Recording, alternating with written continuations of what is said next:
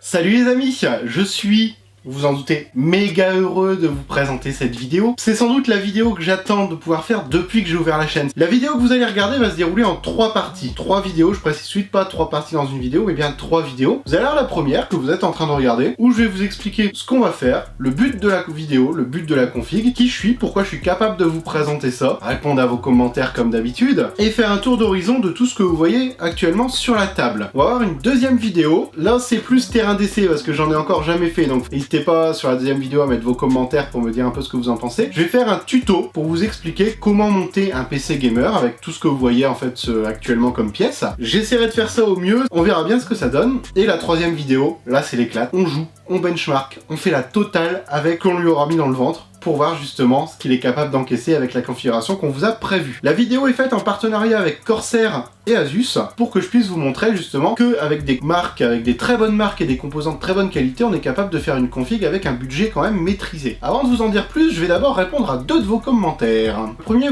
commentaire est un commentaire de Vutimai, je ne sais pas comment tu prononces ton pseudo. Est-ce nécessaire d'acheter un SSD M.2 si on achète un SSD SATA, je suppose que tu as voulu dire SATA, et puis je montais mon PC, l'utiliser et ensuite le transporter dans une voiture pour l'installer dans mon appartement. Le SSD M2 et le SATA, les vitesses d'écriture et de lecture vont être très différentes. Un M2 va être beaucoup plus rapide qu'un SATA. Donc moi ce que je te conseille c'est d'avoir les deux. Le M2 qui va te servir pour mettre ton système, peut-être un gros jeu, peut-être 2 gros jeux en fonction de la capacité M2 que tu vas prendre, et le SATA pour contenir tous tes fichiers, tous tes autres jeux et faire fonctionner ton PC. Comme ça, tu auras un démarrage rapide, un PC fluide et les performances qui vont avec. Après, pour ce qui est de l'utilisation et du transport, pas de souci. Tu peux utiliser ton PC, tu pourras le transporter après à une condition, que pour le transport, tu l'aies bien protégé, c'est-à-dire qu'il soit emballé. Je te conseille de garder la boîte du boîtier pour le remettre dedans avec les polystyrènes pour qu'il soit bien calé. Si tu mets une carte graphique, essaye de la caler avec les cartons de rouleau de sopalin de façon à ce que ça ne bouge pas. Ne mets surtout pas de plastique dans ton PC, rien d'électrostatique, tu pourrais l'abîmer, voire le mettre en panne. Deuxième question de Energy. Merci pour tes vidéos et surtout sur ce boîtier,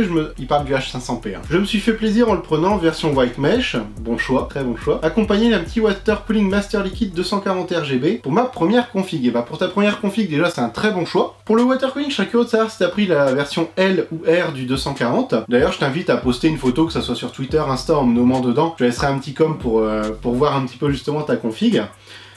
Et à mon avis, vu ce que tu as choisi, ça va bien rendre. Mais merci pour ton commentaire. Donc comme je disais, je vais vous présenter une config gamer. Mais qu'est-ce qui me permet de vous présenter une config gamer? Tout simplement, j'ai plus de 15 ans d'expérience dans le métier. Ma formation de base, c'est quoi? C'est vendeur, dépanneur, assembleur en matériel informatique. Sachant que là où j'ai commencé à faire ça, on faisait beaucoup de machines pour les gamers. À l'époque, les water cooling rigides n'existaient pas encore. Mais on faisait pas mal de water cooling. Il y avait déjà de quoi s'amuser avec les RGB, les petits ventilateurs qui écrivaient du texte. Enfin, on avait déjà de quoi faire des sacrées machines. Donc j'ai commencé comme ça. Maintenant, ma formation est un peu différente dans le sens où je fais de la réparation de téléphonie, mais je fais toujours de la vente et de la maintenance informatique, donc je baigne toujours dedans. Après, le but de cette config, et cette config, elle est faite en pensant à vous. C'est-à-dire que justement, l'expérience que j'ai en vente et en réparation, etc., m'a permis de constater au cours de toutes ces années que le budget moyen d'un gamer était situé entre 1300 et 1500 euros. Je vous entends déjà râler en commentaire, là, qu'on dit « Ouais, mais il y en a beaucoup qui ont moins de 1000 euros, machin ». Oui, c'est vrai, il en faut pour tous les prix. Mais la grande majorité, je vais dire un bon 80-85% des gens, tapent dans ce budget-là. Le but de la config, c'est que toi qui viens d'avoir, d'ailleurs félicitations si vous avez eu votre diplôme,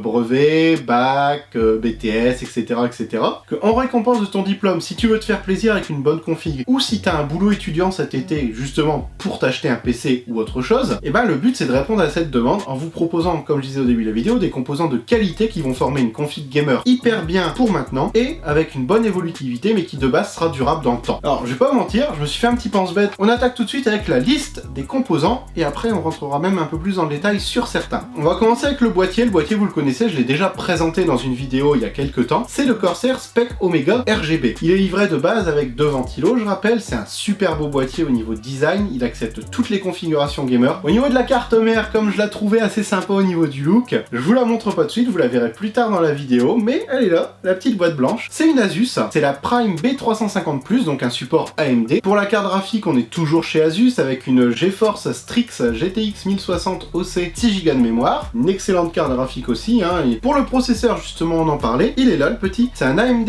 Ryzen 5 1600X, donc un très bon modèle. Au niveau de la RAM, vous l'avez juste ici, c'est les toutes nouvelles Corsair. On est sur les Corsair Vengeance RGB Pro, 16 Go, 2666 MHz, 2 barrettes de 8 donc. Au niveau de la lime, on va être sur celle qui est juste ici, donc une Corsair TX 550. C'est une lime qui sera plus que suffisante en 550 watts. Au niveau de la mémoire qui va contenir le système et peut-être justement un ou deux jeux, ça répond un petit peu à la question qu'on me posait en début de vidéo. On est sur un M2, sur une... Elle est juste ici, sur la MP300 de chez Corsair en 240 Go, avec un flux de transfert de 920 mégabits en écriture et de 1500 mégabits en lecture. Pour refroidir tout ça, on l'a juste ici, celui-là, vous verrez après pourquoi je l'ai mis. Le tout nouveau water cooling de chez Corsair, le H100i Pro, un water cooling qui lui aussi est RGB, hein, on reste sur une configuration quand même qui est globalement, à part au niveau de la carte mère, totalement RGB. C'est un water cooling en 2x120, donc 240 mm, un bon radiateur quoi, qui assure des bonnes performances et un look sympa. Pour compléter tout ça, je l'ai pas là parce qu'il est dans ma configuration à moi pour le moment, mais en disque dur complémentaire, soit vous pouvez partir sur un gros SSD, mais là le prix va s'envoler, soit pour rester stable, je vous conseille un Western Digital. Les 1 Tera sont pas très chers, on est en dessous de 50 € maintenant, et ça vous permettra de stocker énormément de jeux.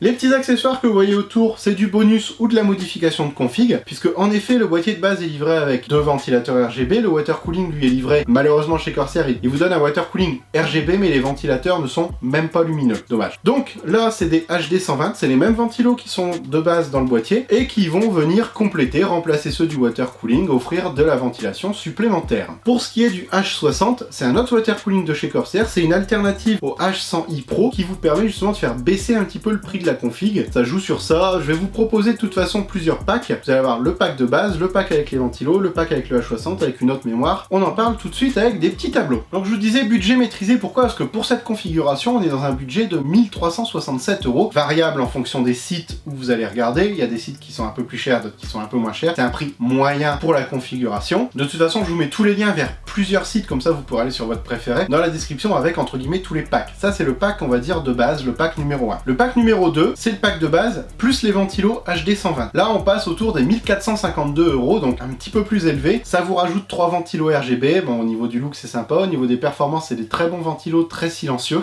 Donc à vous de juger si vous souhaitez compléter votre config avec le même type de ventilo qui est déjà de base dedans. Après on va être sur une version un peu moins chère, à 1300 €. On va pas inclure les HD 120, on reste sur les deux ventilos de base. On enlève le water cooling en 240, on passe sur le H60 en 120 mm, quand même un très bon water cooling, je vous rassure, je l'ai eu pendant longtemps. Et on remplace la MP300 en 240 Go par le même modèle mais en 120 Go. Un peu moins de place, ce sera vraiment dédié que au système, pas de jeu du coup sur la mémoire de base si on passe en 120 Go, il faudra toujours compléter avec des disques durs dans tous les cas, mais ça peut se faire à la suite. Donc on va dire qu'on est sur une configuration en fonction du pack entre 1300 et 1500 € pour voir large. Ce que je vous propose maintenant, c'est qu'on s'attarde un peu plus sur quelques-uns des composants. On va commencer par le processeur, comme je vous disais, c'est un AMD Ryzen 5 1600X, c'est les nouveaux processeurs en architecture Zen. Processeur en 3,6 GHz, 4 GHz en boosté d'office, c'est un peu le mode turbo chez Intel pour comparer.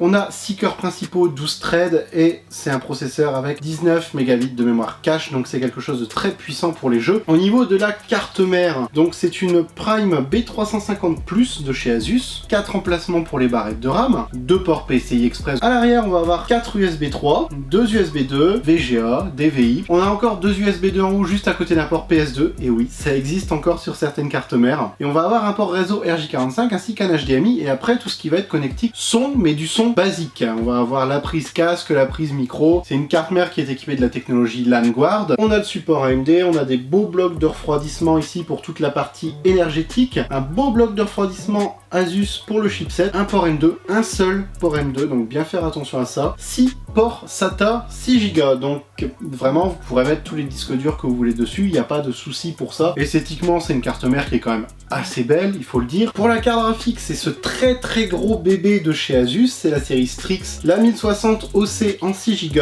donc équipée avec 3 ventilateurs. On va avoir un connecteur de charge en 8 pins. À l'arrière on va retrouver 2 HDMI, 2 DisplayPort et un DVI. C'est une carte graphique qui est prête pour le VR, forcément, comme toutes les cartes graphiques actuelles. Elle est également compatible Aura avec, apparemment, on va voir une fois montée, mais de l'éclairage tout autour. Donc Aura, c'est la technologie de Asus qui gère les couleurs, le RGB un petit peu sur ses périphériques hardware. Elle fait son poids quand même. On va voir ce que ça donne une fois montée, mais elle va prendre beaucoup de place dedans également. Elle est très belle. Et au niveau des performances, une 1060, vous savez tous que ça fait déjà le taf. L'alimentation, je vous la déballe pas, c'est une 80+ Gold. Ça veut dire qu'elle a un excellent rendement, très peu de perte d'énergie, et en plus elle est modulaire. Donc on ne met que les câbles qu'on a besoin, ce qui facilite le câble management, évite la pollution visuelle avec des gros câbles qui sont pas forcément très beaux et qui en plus ne servent à rien vu qu'ils sont branchés à rien. Une bonne alim. Les nouvelles barrettes de RAM de chez Corsair, là c'est un pack de 2 x 8 Go en 2666 MHz. Elles sont en noir, elles existent aussi en blanc. Là en noir ça va mieux suivre avec la carte, donc c'est pour ça entre autres qu'on a choisi ça. C'est les versions RGB Pro avec le nouveau design et surtout des performances très au-dessus. Pareil, on va voir ce que ça donne dans la troisième vidéo